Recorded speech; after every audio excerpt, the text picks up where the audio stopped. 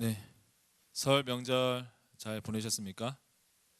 예, 우리 설 지났지만 우리 양옆에 있는 분들과 우리 새해 하나님의 축복 많이 받으십시오. 함께 인사하겠습니다.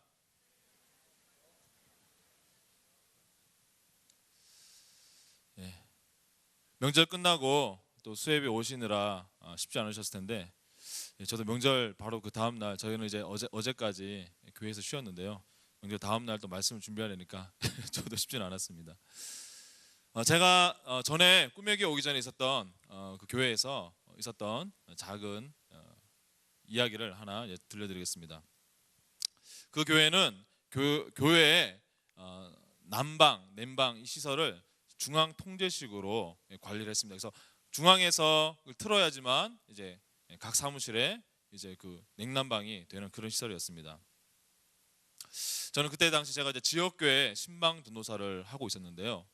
제가 화요일 날 우리 지역 연합 셀 모임 때 설교를 제가 그날 마침 맡아가지고 쉬는 월요일이었지만 말씀을 준비하러 그날 이제 좀 추운 겨울이었습니다. 한 2월쯤으로 이제 막 그때 그 교회에서도 이제 셀이 막 개강하는 이제 그런 타이밍이었는데, 추운 겨울날 월요일 날 제가 말씀을 준비하러 교회에 나왔습니다. 그래서 저는 당연히 월요일은 이제 모든 교역자들과 직원들이 쉬기 때문에 저는 이제 그 중앙에서 그것은 난방을 껐으려니 생각하고, 저는 이제 추위에 그냥 정말 옷만 잔뜩 껴입고 오들오들 떨면서 이렇게 설교를 이렇게 준비를 했습니다. 근데 한 1시간 좀 넘게 이제 준비를 하고 있다가 너무 날씨가 추워도 진짜 정말 너무 추워가지고 이게 이거 그냥 내일 새벽에 마무리할까 아니면 여기서 그냥 마저 끝내고 갈까라고 고민하다가 너무 추우니까 저도 모르게 그냥 본능적으로 그 이제 벽에 있던 그 냉난방기의 스위치를 제가 이렇게 강으로 그냥 안 될 걸 알면서도 그냥 돌렸습니다. 자, 그런데 어떤 일이 벌어졌을까요? 갑자기 히터에서 뜨거운 바람이 황 하고 막 나오는 겁니다. 저는 그 순간 기쁨보다는 내가 지난 이 2시간 동안 이 뜨거운 바람이 나온다는 것도 모르고 오도로 떨면서 막 고생했다는 생각하니까 막 분하고 막 그 화가 나가지고 저는 그때 정말 견딜 수가 없더라고요. 그런데 저는 이제 이 해프닝을 겪으면서 그 순간 저한테 그런 어떤 성령님이 감동하신지 모르겠지만 제가 준비하고 있던 그 말씀의 주제에 연관된 그런 좀 깨달음, 그런 교훈을 제가 얻게 되었습니다. 우리가 믿는 예수님은 은혜의 주님이시고 우리에게 한순간도 그 은혜를 쏟아 부어지지 않는 순간이 없는 그런 주님이십니다. 그런데 우리가 왜 그 하나님의 예수님 은혜를 못 누리냐면 우리 안에 있는 믿음의 스위치를 제가 그랬던 것처럼 오프 꺼놓고 있기 때문입니다.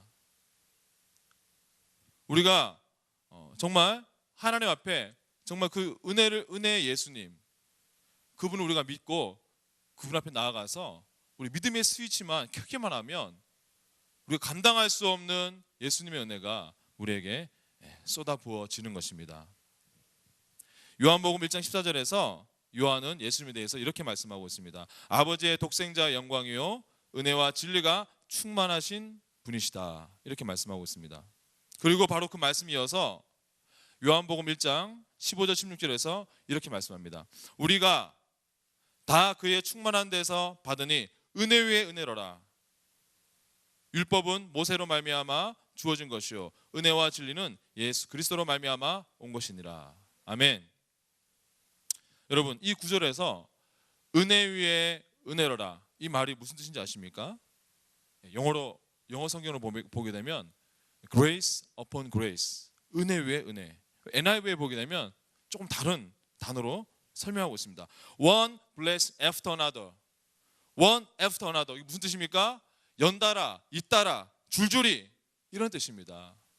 예수님에는요, 우리가 예수님을 믿고 영원한 생명을 얻는 그 순간, 우리가 구원받는 그 순간에만 주어지는 은혜가 아니라 구원받고 난 이후에 우리의 모든 믿음의 여정, 모든 삶의 여정에서도 계속적으로 예수님은 우리에게 은혜를 부어주시는 분이라는 그러한 분이신 것을 우리가 이 말씀을 통해서 알 수가 있습니다. 자, 그래서 오늘 우리가 함께 보게 될 히브리서 4장 16절에서 뭐라고 권면하고 있습니까? 한번 같이 4장 16절 말씀, 히브리서 4장 16절 말씀 같이 읽겠습니다. 시작. 그러므로 우리는 긍휼하심을 받고 때를 따라 돕는 은혜를 얻기 위하여 은혜의 보좌 앞에 담대히 나아갈 것이니라. 아멘.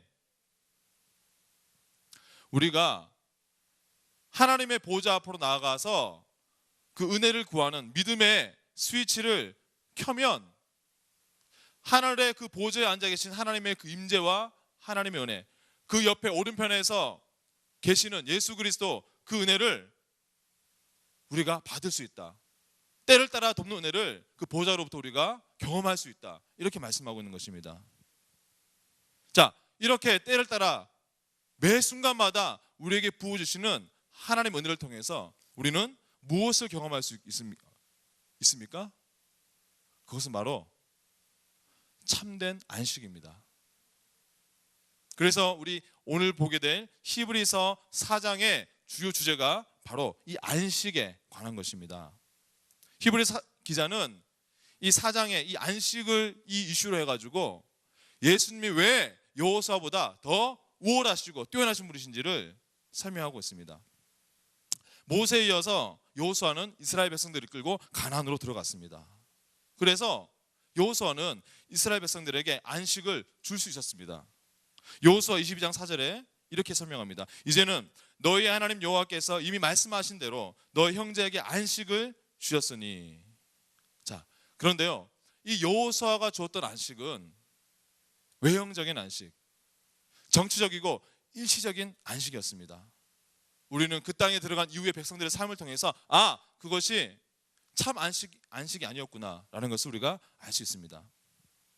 자, 히브리서 기자는 시편 95편의 이 말씀을 인용하면서 우리에게 또 다른 참된 안식이 기다리고 있음을 우리에게 말씀해 줍니다.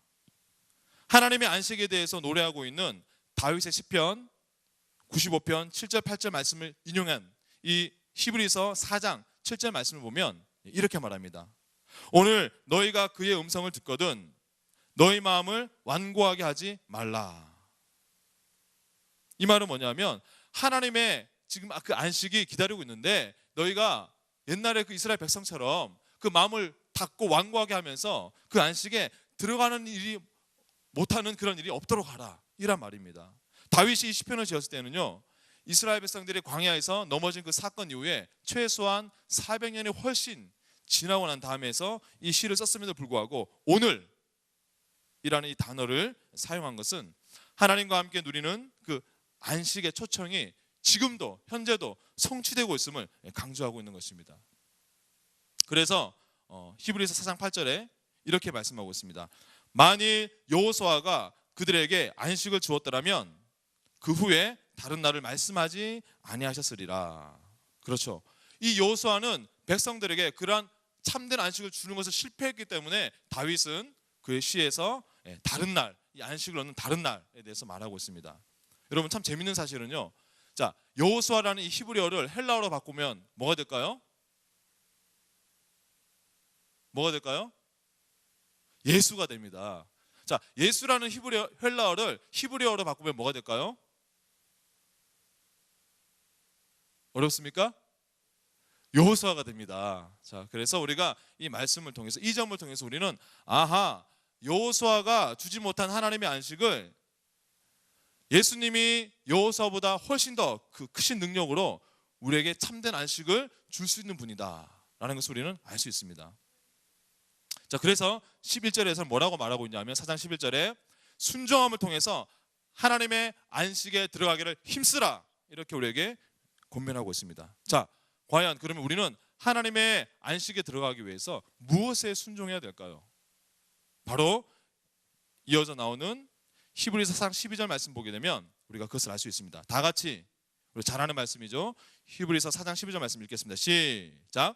하나님의 말씀은 살아있고 활력이 있어 좌우의 날선 어떤 검보다도 예리하여 혼과 영과 및 관절과 골수를 찔러 쪼개기까지 하며 또 마음의 생각과 뜻을 판단하나니. 아멘.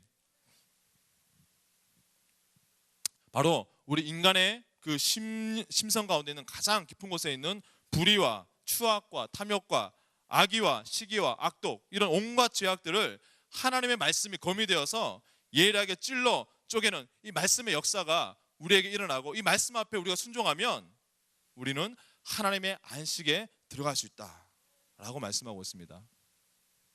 자, 그래서 히브리서 4장 14절에서 16절을 보게 되면 예수님이 왜 여호수아보다 우월하신 분이신지 잘 정리하고 있습니다. 다 같이 4장 14절에서 16절 말씀 읽겠습니다. 시작. 그러므로 우리에게 큰 대제사장이 계시니 승천하시니 곧 하나님의 아들 예수시라. 우리가 믿는 도리를 굳게 잡을지어다. 우리에게 있는 대제사장은 우리의 연약함을 동정하지 못하시리가 아니요 모든 일에 우리와 똑같이 시험을 받으시니로되 죄는 없으시니라. 그러므로 우리는 긍휼하심을 받고 때를 따라 돕는 은혜를 얻기 위하여 은혜의 보호자 앞에 담대히 나아갈 것이니라. 아멘. 예수님은 14절에서 말씀하고 있는 것처럼 바로 우리의 큰 대제사장이 되신다라고 말씀하고 있습니다. 그분은 15절에 보니까 우리와 똑같이 시험을 당하셨지만 죄가 없는 분, 그리고 우리의 모든 연약함을 공감하고 동정하고 이해할 수 있는 분, 도와줄 수 있는 분이라고 설명하고 있습니다. 바로 이 예수님은 그분, 당신께 나아가는 모든 자들에게 무한한 은혜를 부어주시면서 그 자비와 긍휼로 돕는 분이시기 때문에 여호수아보다 훨씬 더 탁월하신 그런 분이라는 것을 우리가 이 말씀을 통해서 알 수가 있습니다. 자, 이 히브리서의 지난 시간에 제가 이 성경의 별명이 뭐라 그랬죠? 영어로 better than 이라는 별명이 있다고 말씀드렸습니다. 왜냐하면 히브리서는 처음부터 계속적으로 예수님이 누구보다 better than, 낫다, 뛰어나다 이렇게 말씀하고 있기 때문입니다. 자, 4장에서 이제 우리가 여호수아보다 뛰어나신 예수님에 대해서 함께 보았는데, 이제 우리가 오늘 함께 보게 될 5장, 6장, 7장 이 석절의 말씀을 통해서는 우리는 바로 예수님이 제사장 아론보다 훨씬 뛰어나신 분이다라는 그 설명을 우리가 볼 수가 있습니다. 자, 그래서 저는 오늘 이 히브리서 4장에서 7장까지 이 넉 장의 제목, 말씀의 제목을 대제사장이신 그리스도라고 잡았습니다. 여러분, 대제사장은 어떤 임무를 수행하는 사람들입니까? 자, 5장으로 넘어와서 5장 1절을 보니까 대제사장은 사람들로부터 하나님의 택하심을 받아서 그 사람들을 대표해서 예물과 속죄 제사를 드리는 사람, 즉 그 사람들의 죄의 문제를 다루는 일을 하는 사람이다 라고 설명하고 있습니다. 자, 그래서 제사장은 첫 번째는 하나님의 택함을 받아야 된다라는 것을 우리가 알 수가 있습니다. 두 번째, 제사장이 갖춰야 될 자질이 뭐냐면, 두 번째 오늘 5장 2절에 뭐라고 말합니까? 무식하고 미혹된 자를 능히 용납할 수 있을 정도의 긍휼히 여기는 마음이 있어야지 제사장이 될 수 있다 말하고 있습니다. 여러분 생각해 보십시오. 이스라엘 백성들 간에는 정말 인간 말종도 있을 수 있겠고, 정말 우리가 정말 상상하지 못하는 그런 사람들도 있을 수 있겠지만, 그 사람들의 죄까지도 같이 품고 용납하면서 함께 제사를 드려줘야 될 수 있는 사람이 제사장이 되어야 된다는 것입니다. 바로 이런 대제사장의 두 가지 이 조건을 예수님은 충족하십니다. 오늘 히브리서 5장 5절 6절에 보니까 이렇게 말씀합니다. 또한 이와 같이 그리스도께서 대제사장 되심도 스스로 영광을 취하심이 아니요 오직 말씀하신 이가 그에게 이르되 너는 내 아들이니 내가 오늘 너를 낳았다 하셨고, 또한 이와 같이 다른 데서 말씀하시되 네가 영원히 멜기세덱의 반차를 따르는 제사장이라 하셨으니. 아멘. 예수님은요 대제사장으로서 하나님의 부르심을 입었습니다. 하나님은 예수님을 멜기세덱의 반차를 쫓아낸 대제사장으로 지명하셨습니다. 자, 5장 8절 9절에 보면 대제사장의 나머지 두 번째 자질도 예수님이 가지고 있음을 설명하고 있습니다. 뭐라고 말합니까? 그가 아들이시면서도 받으신 고난으로 순종함을 배워서 온전하게 되셨은즉 자기에게 순종하는 모든 자에게 영원한 구원의 근원이 되시고 라고 말씀하고 있습니다. 예수님은요 고난을 경험하시면서 그 고난받은 죄인들을 긍휼히 여길 수 있는 그런 자질을 온전하게 구비하셨습니다.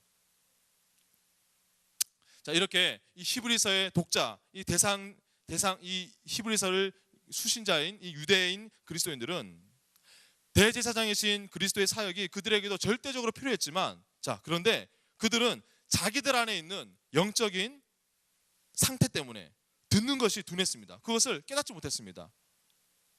5장 11절에 뭐라고 말합니까? 그들이 듣는 것이 둔해서 잘 배우지 못한다라고 이 히브리 기자가 안타깝게 말하고 있습니다. 그러면서 이 유대 그리스도인들, 그들의 영적인 미성숙함에 대해서 12절부터 아주 강력하게 경고하고 있습니다. 12절에 보니까 때가 오래되었으므로 너희가 마땅히 선생이 되었을 터인데 너희가 다시 하나님의 말씀의 초보에 대하여 누구에게서 가르침을 받아야 할 처지니 라고 말씀합니다. 그들 정도가 신앙의 연수가 그들 정도의 신앙의 연수라면, 그들 정도의 경험을 가졌더라면 그들은 지금 마땅히 선생이 돼서 다른 사람들을 가르칠 수 있어야 되는데, 그들은 아직까지도 그들의 믿음의 수준이 가나다라라 이 말을 배워야 하는 어린이들과 같다라고 말하고 있는 것입니다. 즉 그들은 마땅히 단단한 음식을 씹어 먹으면서 이제는 영적으로 더 다른 영양분을 취하면서 장성해야 함에도 불구하고 여전히 젖을 빨 수밖에 없는 그러한 어린아이와 같은 신앙이다, 이렇게 말하고 있는 것입니다. 여러분, 5장 13절에 여전히 젖만 먹는 영적인 어린이들의 특징이 무엇이라고 말씀하고 있습니까? 뭐라고 나와 있죠? 의의 말씀을 경험하지 못한다라고 나와 있습니다. 이 말씀이 무슨 말씀입니까? 즉 신앙의 수준이 기초 초보에서 머물기만 한다면 예수님을 통해서 의롭게 되는 그러한 복음의 진수를 그들이 결코 깨달을 수 없다라는 그런 말입니다. 자, 그와는 반대로 14절에 단단한 음식을 먹는 장성한 자들의 특징을 뭐라고 설명하고 있습니까? 그들은 바로 지각을 사용함으로 연단을 받아서 선악을 분별하는 자들이다 라고 말씀하고 있습니다. 즉 이 장성한 단단한 음식을 먹는 사람들은 그리스도의 대제사장 되시는 이 말씀을 그들이 충분히 소화해서, 또 그들이 이제는 영적인 훈련과 그 진리를 통해서 성숙한 영적인 분별력을 이제 그들이 갖게 되어서 이제는 그들이 그 분별력으로 선과 악, 도덕적으로 착하고 나쁜 것뿐만 아니라 교리적으로 유대교와 기독교, 무엇이 이단인지 무엇이 잘못된 믿음인지를 분별할 수 있는 장성한 분량을 향해 자라가는 사람이라 이렇게 설명하고 있습니다. 여러분은 어떻습니까? 여러분들의 신앙의 연수는 이제 올해로 이제 몇 년 차이십니까?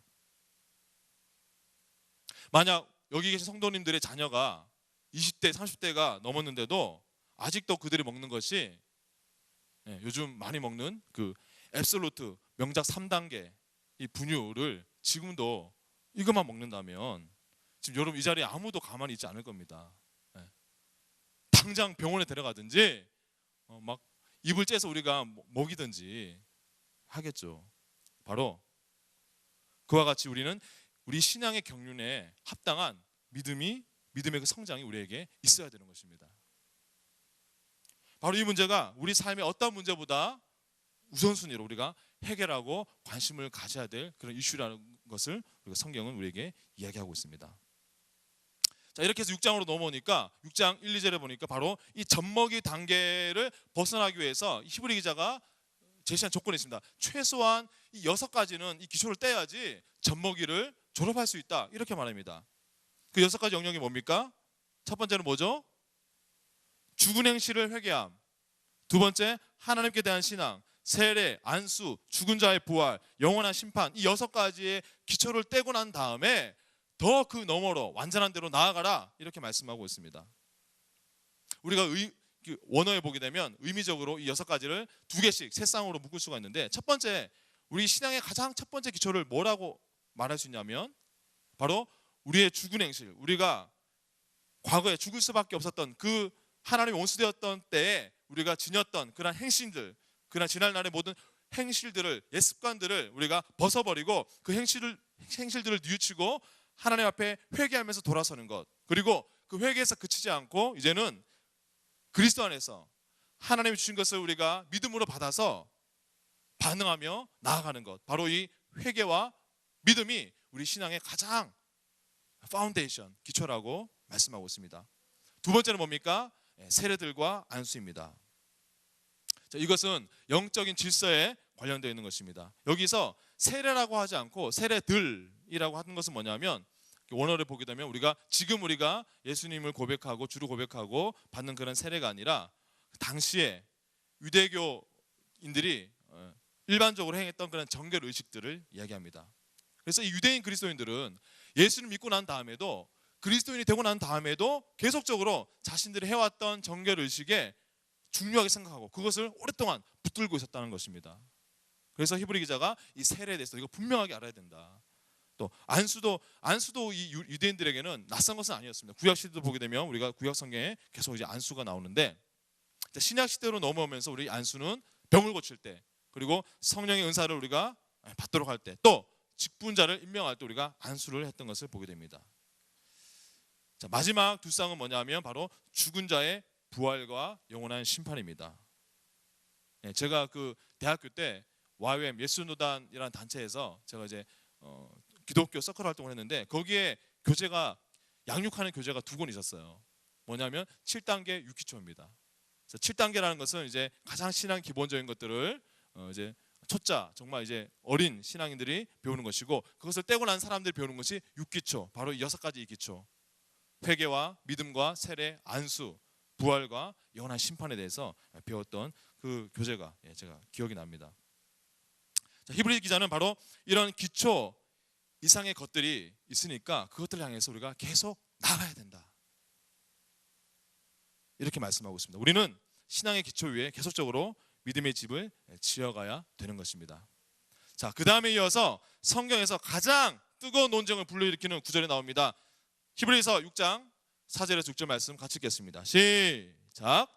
한번 빛을 받고 하늘 은사를 맛보고 성령에 참여한 바가 되고 하나님의 선한 말씀과 내세의 능력을 맛보고도 타락한 자들은 다시 새롭게 하여 회개하게 할 수 없나니, 이는 그들이 하나님의 아들을 다시 십자가에 못 박아 드러내놓고 욕되게 함이라. 아멘. 자, 이게 무슨 말입니까? 한 번 빛을 받았다, 무슨 말이죠? 복음의 빛을 받아서 그것을 믿고 받아들였다는 얘기입니다. 하늘의 은사를 맛보고 하나님의 그런 귀한 영적 선물을 받아가지고 경험한 상태를 말합니다. 성령에 참여한 바 되었고, 무슨 말입니까? 성령을 경험했다는 이야기입니다. 마지막으로 하나님의 선한 말씀과 내세의 능력을 맛보았다. 즉 하나님의 말씀의 그 귀중한 가치를 깨달았을 뿐만 아니라 장차 오게 될 내세 하나님 나라의 그 능력을 그들이 맛보았고 난 다음에도 이렇게 말씀하고 있습니다. 즉 이 요소들은 뭐냐면, 우리가 예수님을, 그리스도를 주로 고백한 사람들이라면 누구나 우리가 경험할 수 있는 이런 하나님의 값진 은사들을 경험하고 난 다음에 그 다음에 다시 일생활로 돌아가고 타락한다면 다시 그 사람을 새롭게 회개하게 할 수 없다. 지금 이 말을 이 구절에 사고 있는 것입니다. 그래서 많은 사람들은 이 구절을 가지고 우리가 구원받고 난 다음에 우리의 죄 때문에, 우리의 행위에 따라서 우리의 구원을 다시 잃어버릴 수 있다라고 말하는 이 주장을 펴는 데 근거로 이 구절을 중점적으로 사용합니다.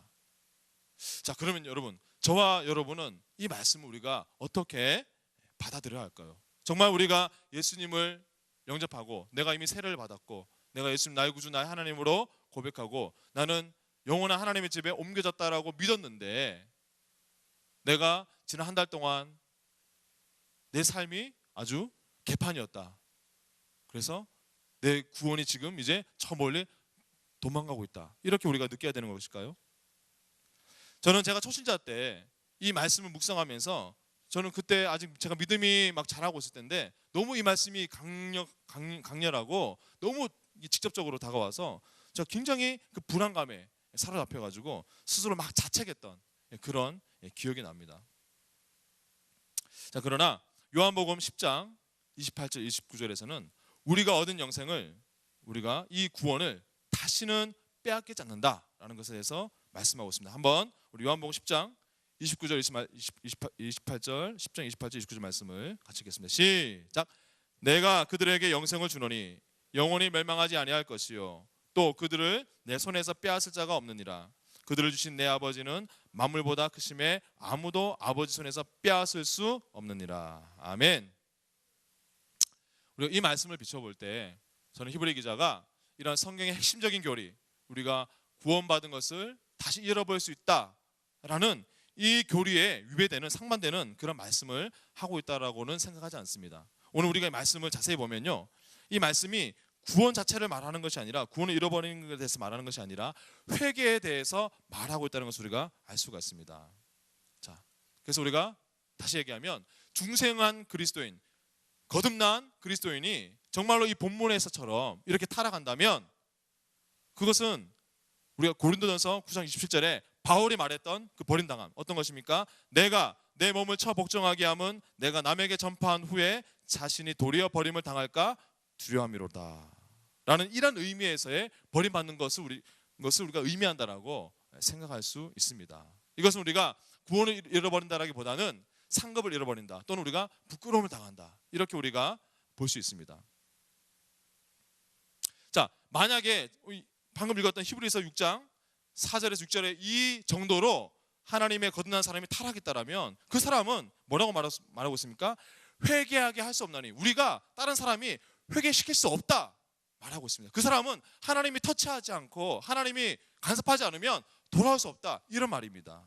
여러분, 베드로는 예수님을 현저하게 부인하고 욕했지만 구원 받았습니까? 받았습니다. 자, 결국 히브리서 기자가 이 구절을 통해서 말하고자 하는 것은 뭐냐면, 너희들이 처음 예수님 믿었을 때 헌신했던 그것을 끝까지 지키면서 너희들의 그 믿음이 진짜인 것을 보여줘라. 만일 너희들이 지금 와서 다시 유대교로 돌아간다면 그것은 너희들은 진정한 그리스도인이 아니었다라는 것을 보여주는 것이다, 이렇게 말하는 것입니다. 자, 그래서 우리 6장 마지막 19절 20절에 보게 되면 우리 거듭난 참된 그리스도인, 진정한 그리스도인이 우리가 결코 돌아설 수 없게 만드는 그런 우리 소망의 닻에 대해서 말씀하고 있습니다. 같이 우리 히브리서 6장 19절 20절 말씀을 같이 읽겠습니다. 시작. 우리가 이 소망을 가지고 있는 것은 영혼의 닷 같아서 튼튼하고 견고하여 휘장 안에 들어가나니, 그리로 앞서 가신 예수께서 멜기세덱의 반차를 따라 영원히 대제사장이 되어 우리를 위하여 들어가셨느니라. 아멘. 그럼 지성소는요, 예전에 성막 안에 있었던 그 지성소는 어떤 장소였습니까? 지성소 안에서도 우리가 휘장이 있어가지고 언약궤가 있었던 그 가장 지극히 성스러운 방, 지성소, 지극히 거룩했던 그 지성소하고 성소하고 구분을 지었습니다. 거기는 아무나 들어가지 못했습니다. 대제사장이 그것도 1년에 한 번 속죄일에 자기 목숨을 걸고 그 휘장을 열고 들어갔습니다.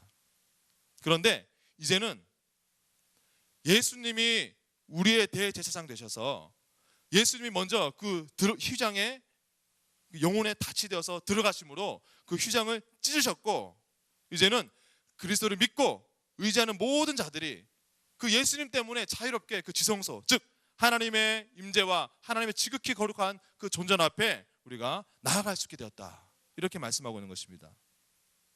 여러분, 예수님께서 하나님의 자녀들이 방해받지 않고 하나님의 그 임재 앞에, 하나님 앞에 우리가 언제든지 자유롭게 나아갈 수 있다는 그 길을 열어놓으셨다라는 이 사실보다 더 큰 소망이 우리에게 어디 있겠습니까?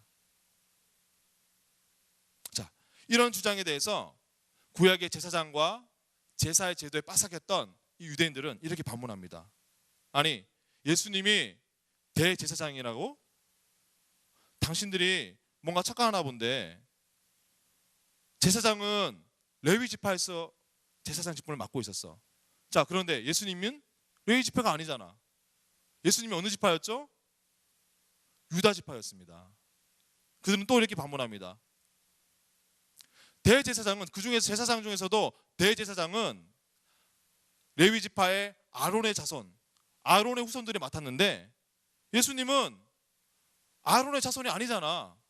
너희들 잘못 믿고 있는 거야, 이렇게 반문합니다. 자, 여기에 대해서 오늘의 마지막 7장에서 왜 예수님이 아론보다 뛰어난 제사장이신지를 설명하고 있습니다. 7장 1절에서 10절까지는 온전한 대제사장의 모델인 멜기세덱에 대해서 설명하고 있습니다. 아까 우리가 지나갔던 히브리서 5장 11절을 보게 되면 히브리 기자가 이렇게 말합니다.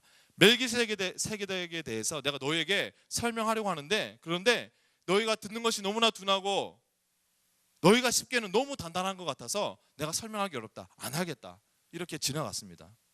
그런데 여러분, 이 말씀은요, 당시 사람들에게만 쉽기가 불편한 게 아니라 우리도 상당히 쉽기가 쉽지 않은 부분입니다. 왜냐하면 이 7장 3절에 또 간단하게 말하지만 성경에서는 일단은 멜기세덱이라는 이 사람에 대한 자료가 거의 없습니다. 그가 그냥 살아있었던 한 사람이었다라는 것 외에는 거의 성경은 멜기세덱에 대해서 침묵하고 있습니다.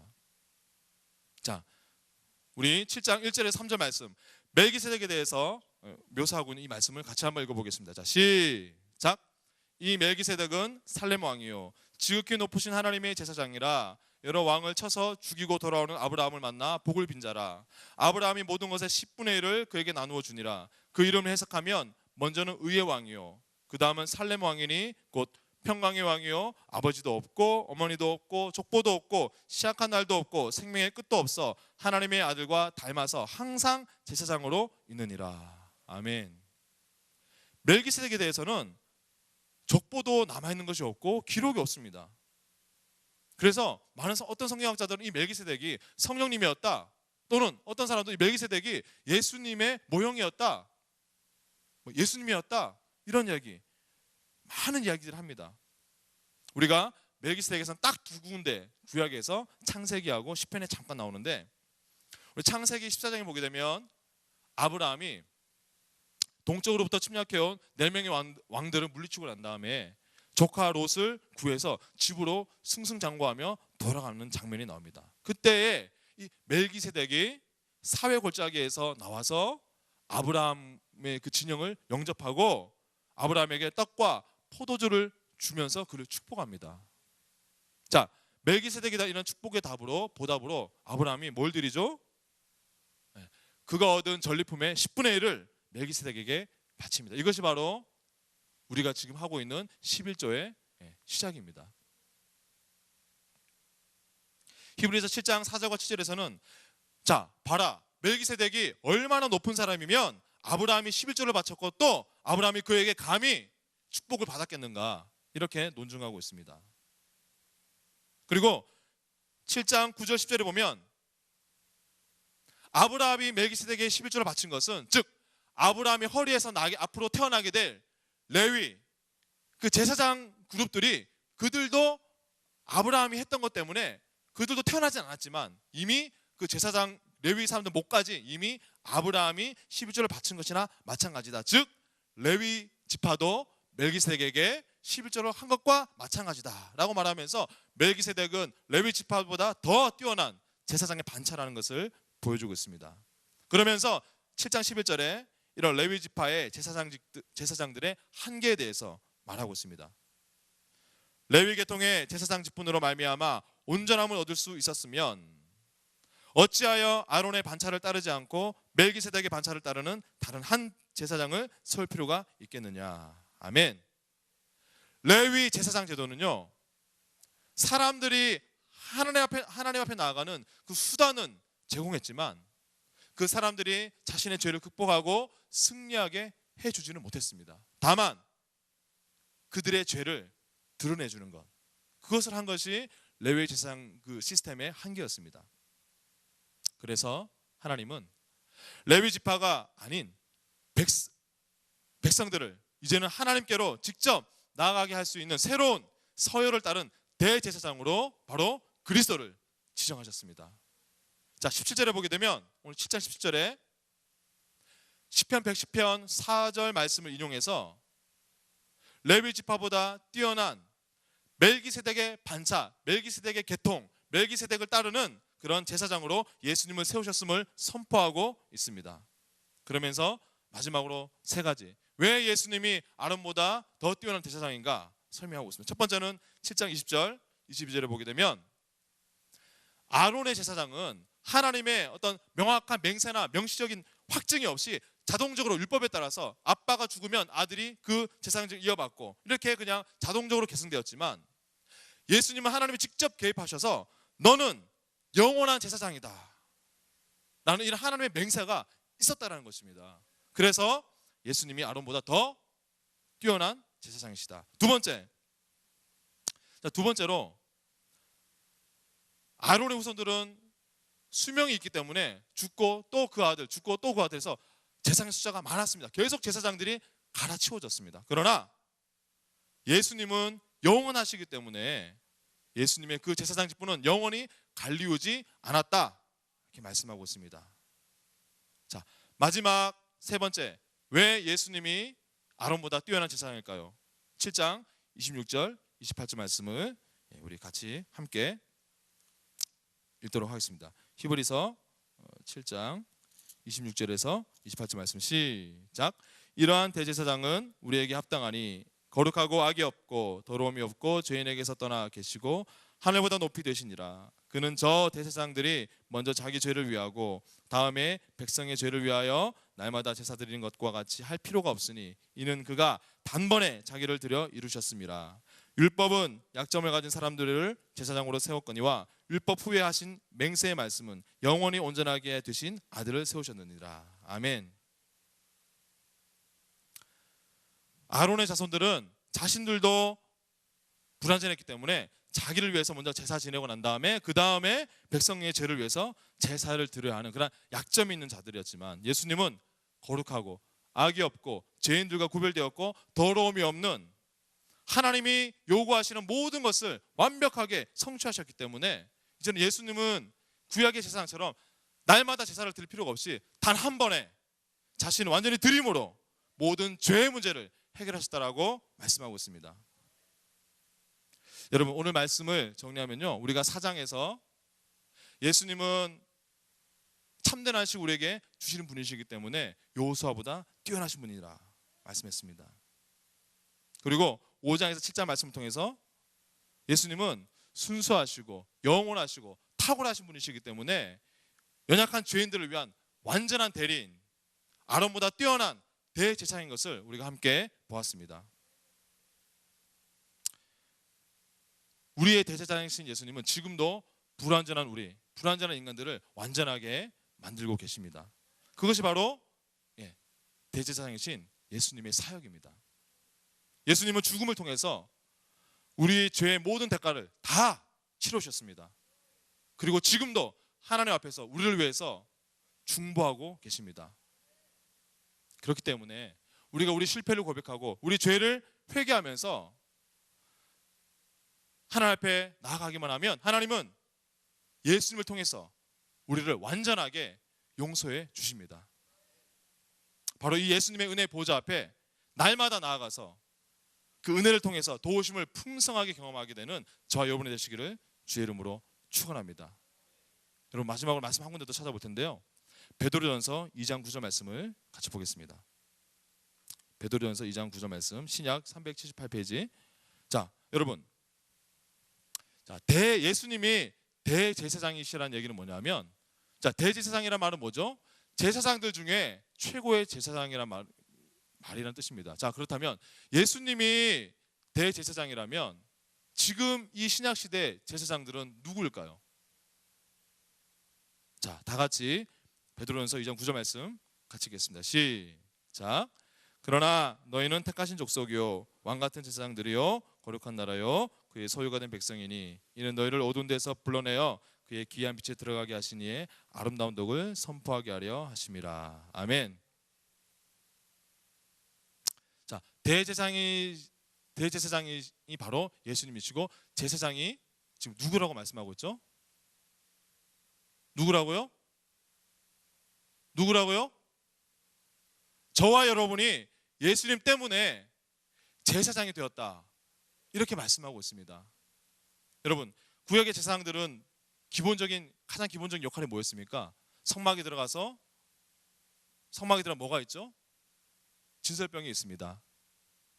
자, 진설병은 우리가 하늘의 양식, 하나님의 말씀을 상징합니다. 이 진설병을 날마다 이 제사장들은 관리했습니다. 그리고 또 성막에 또 안에 뭐가 있죠? 진설병 말고 또 뭐가 있죠? 금촛대가 있습니다. 금촛대. 제사장들은 매일 성막에 들어가서 이 금촛대, 성령의 불을 상징하는, 성령의 빛을 상징하는 이 금촛대에 불이 꺼지지 않게 날마다 관리를 하고 했습니다. 그리고 또 뭐가 있죠? 성막 안에 향단이 있습니다. 자, 향단은 무엇을 상징합니까? 향이 피어오르는 뭐와 같다? 기도. 이 말은 우리가 예수님으로 말미암아 저와 여러분이 제사장이 되었기 때문에 우리는 정말 충성된 그런 제사장이 되어야 될 줄 믿습니다. 구약시대 제사장들이 성막 안에 진설병과 또 기도의 그 향단과 금촛대를 날마다 관리하고 돌아보고 유지했던 것처럼 저와 여러분은 매일 우리 말씀 속에 있는 말씀이 곰팡이 나고 내가 언제 읽었던 말씀인가, 그렇게 되면 안 된다는 것입니다. 여러분, 구약의 제사장이 만약에 그 금촛대 촛불을 꺼뜨려서 까만 연기가 피어오른다고 생각해 보십시오. 상상할 수 없는 일입니다. 우리가 우리 마음속에 성령의 불이, 성령으로 우리가 성령의 불이 꺼지지 않도록 날마다 우리가 주님 앞에 나가야 될 것입니다. 여러분들의 기도의 향단은 지금도 매일 그 연기가 올라가고 있습니까? 오늘 말씀을 마치면서 우리의 대제사장이신 예수 그리스도, 그분께 우리의 영혼의 닷을 확실하게 걸고 그분의 은혜의 보좌 앞에 매 순간 날마다 나아가면서 하나님의 그 은혜를 공급받아서 우리가 이 신약시대의 제사장의 직분을 잘 감당하는 여러분, 그래서 우리가 우리 믿음만 케어하고 유지하는 것이 아니라, 자, 오늘 이 말씀에 보니까 우리가 제사장의 직분을 잘 감당할 때 바로 우리를 부르신, 우리를 구원하신 이 아름다운 덕을 선전할 수 있게 된다. 바로 복음을 전할 수 있게 된다. 하나님의 나라를 우리가 확장할 수 있는 그런 통로가 된다. 이렇게 말씀하고 있습니다. 저 여러분이 바로 그러한 하나님이 기뻐하시는 대제사장을 따르는 제사장의 삶을 사시게 되기를 주의 이름으로 축원합니다. 우리 함께 우리 찬양 하겠습니다. 우리 내주의 은혜 강가로 우리 여러분들 오늘 히브리 4장 은혜 보좌 앞에 담대히 나아갈지어다 때를 따라 돕는 은혜를 주신다는 그 말씀을 기억하면서 찬양했으면 좋겠습니다. 때를 따라 돕는 은혜, 우리가 아침에 필요한 은혜가 있고, 우리가 청년 때 필요한 은혜가 있고, 우리가 중년일 때 필요한 은혜가 있고, 우리가 시험 볼 때 필요한 은혜가 있고, 우리가 사역할 때 필요한 은혜가 있습니다. 우리가 그때마다 보좌 앞에 나가서 이 은혜의 강물을 우리가 마시고 그 은혜로 우리가 회복되고 은혜로 힘을 얻는 저 여러분 되시기를 우리가 기도하는 마음으로 함께 찬양하겠습니다.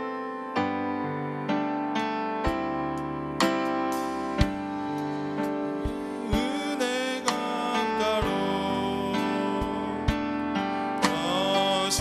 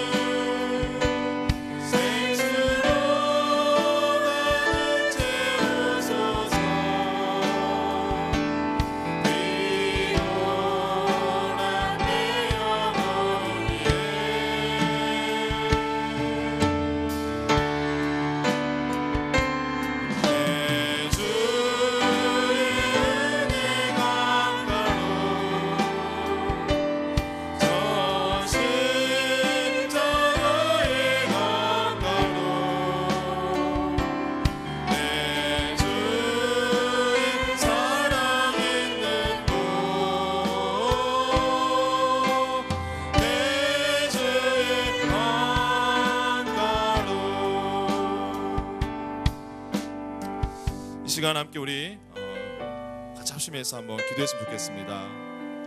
우리 한번 다 두 눈을 감으시고, 제가 이 말씀을 시작하면서 제가 읽어드린 우리 은혜 예수님, 지금 은혜의 보좌에서 지금도 우리에게 그 얼굴 빛을 비추시고 단 한순간도 우리에게 그 은혜를 쏟아 부으시기를 멈추지 않는 그 예수님 앞에 우리가 나아갔으면 좋겠습니다. 우리가 기도할 때 하나님의 은혜를 우리가 그냥 잡아 끌어내리는 것도 아니고, 우리가 그 은혜를 받기 위해서 그냥 몸부림치는 것이 아니라 우리 영혼의 닷을 우리의 대제사장이신 예수님께 확실하게 걸어놓기만 하면, 그리고 우리가 우리 마음이 공고하고 우리 삶이 힘들 때마다 그 은혜의 보좌 앞에 겸손하게 나아가서 하나님, 저에게 지금 필요한 은혜를 부어주시옵소서. 주님 은혜의 주님이십니다. 하나님 은혜의 강물을 저에게 폭포수와 같이 부어주시옵소서. 우리가 그 은혜를 구하고 하나님께서 그 은혜를 쏟아 부으시는 것을 우리가 믿음으로 받고 누리면서 우리가 날마다 치유되고 회복되고, 그래서 이제는 우리 힘으로 하나님이 맡기신 이 제사장의 직분을 감당하는 것이 아니라 오직 하나님의 은혜의 능력으로, 충만한 은혜로 우리가 능히 제사장의 직분을 날마다 잘 감당하는 그런 우리가 될 수 있도록 함께 기도했으면 좋겠습니다. 이 시간 한번 우리가 주여 한번 부르고, 우리가 크게 기도하셔도 좋고 우리가 작게 기도하셔도 좋고, 우리가 주님 앞에 깊이 나아가는 그 은혜로 우리가 은혜 가운데 흠뻑 젖는 그런 우리 기도를 같이 한번 하도록 하겠습니다. 주여, 하나님 그렇습니다. 시간의 아버지 하나님, 은혜의 예수님을 찬양합니다. 하나님, 당신의 그 얼굴 빛을 감사합니다. 하나님, 이 시간에 우리 믿음의 스위치를, 우리의 믿음을 하나님 온전히 하나님께 열고 예수님께 열고 나를 향해서 지금도 쏟아 부으시는 성령의 은혜의 강물을 제가 마십니다. 하나님 아버지, 이 시간 우리의 영혼이, 우리 안에 모든 것들이 그 예수 그리스도의 은혜로 말미암아 충만케 되게 하여 주시옵소서. 하나님, 그 은혜를 막는 우리의 불신함과 하나님 우리의 죄악들을, 모든 것들을 주님 앞에 내려놓게 하여 주시옵소서.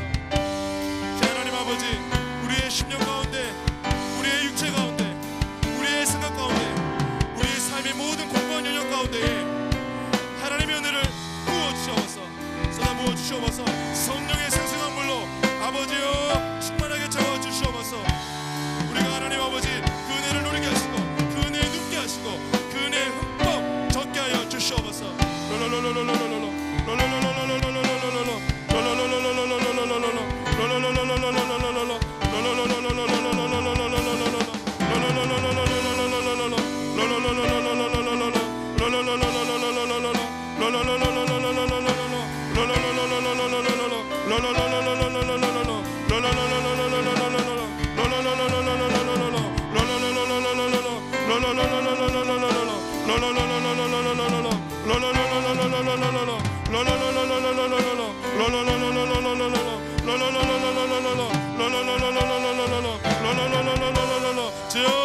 그래서 우리를 통해서 주님의 그 은혜가 흘러가게 하여 주시옵소서. 하나님, 우리가 은혜의 통로가 되게 하여 주시옵소서. 우리 안에서 은혜가 차고 넘치게 하여 주시옵소서.